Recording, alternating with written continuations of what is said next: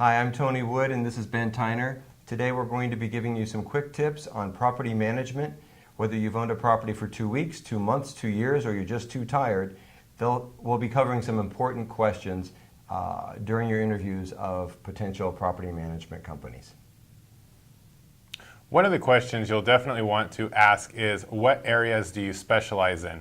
Does the property manager do industrial, retail, office, and how does your property fall into that portfolio?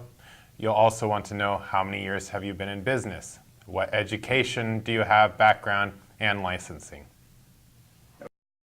While you're going to be hiring a property management company to make your life simpler, you're certainly going to want to make it cost effective as well. So one of the first questions you want to ask is, how does your vacancy rates or occupancy rates compare to the marketplace?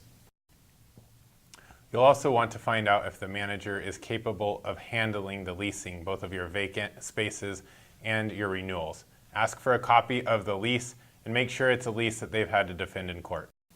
Maintenance. What is their process? Do they use in-house contractors or outside contractors? Are they licensed and insured and bonded? You'll also want to know what sort of accounting statements you'll be receiving. Is it easy to understand? Does it outline all of your expenses? Also, what kind of software do they use? Do they reconcile the CAM for you? Are there pass-throughs, operating expenses, base years, CPI increase? Is this all included in their software and in their accounting program?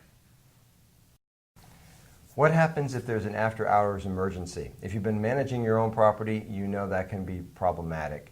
Make sure they have procedures in place that will take care of the situation. Another question is, how do you screen tenants? And then what happens if you have a problem tenant? How do you deal with late rents? And can you handle an eviction? Insurance is one of the best risk management protections you can buy. Make sure that your property manager has appropriate insurance, E&O insurance, and that you're covered by your insurance in case your property manager does something in error.